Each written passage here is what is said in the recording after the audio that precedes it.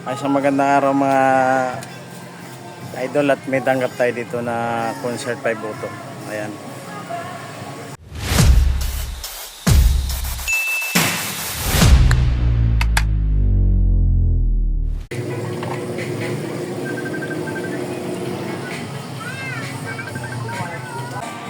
So what's up mga idol, at nagbabalik tayo.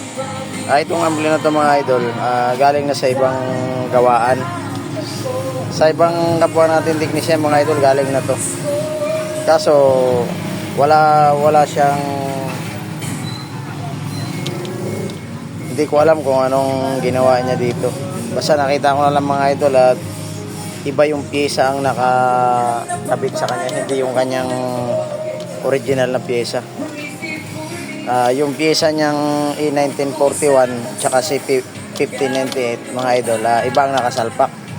Hindi siya ganun mali-mali yung salpak niya mga idol. Hindi ko alam kung nagdudunong-dunungan lang yung gumawa nito, at ganun ang nangyari mga idol.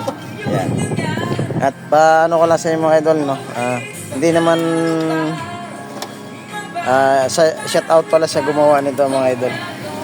At dinala sa atin ang customer natin, at hindi nga daw nagawa doon sa pinagdalhan niya. Kasi yung pinagdalhan niya mga idol, sa bahay lang din gumagawa.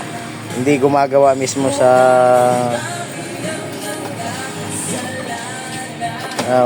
wala siyang shop mga idol. Hindi ka mukha sa atin na may shop tayo na pwedeng balikan ng ating customer pag may problema. Ayan, shop natin mga idol. Ayan. Yan, mga shop natin. Ayan. Yan mga idol, shout out pala sa gumawa nito, kung sino ka man. Hindi na natin pangalanan mga idol kasi mahirap. Ayan concert lang yan mga idol. Yan. Bakit nilagyan ng ibang pyesa mga idol? At ito pala mga idol, at tinanggal na natin yung mga pyesang inabit, binalik natin sa original.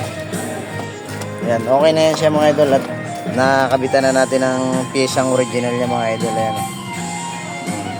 At ang gagawin na lang natin mga idol, at napagana na natin to, napalitan na natin to ng mga original niyang pyesa mga idol.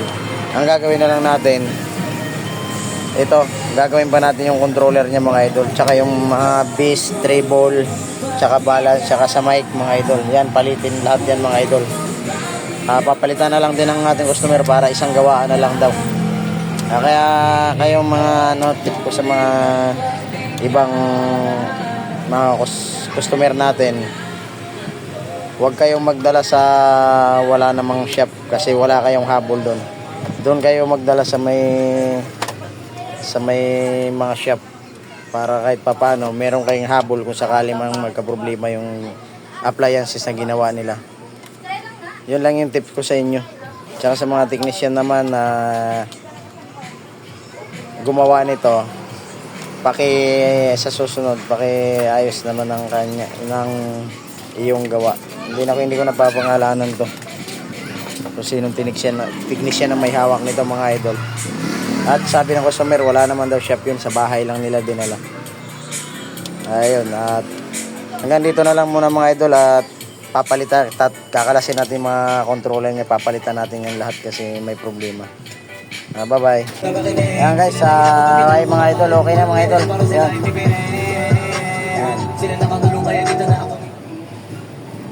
Iba nga lang yung knob na nilagay natin kasi nawala na yung sa kanya eh. Yan, okay na mga idol, at napipihit na rin. Yan,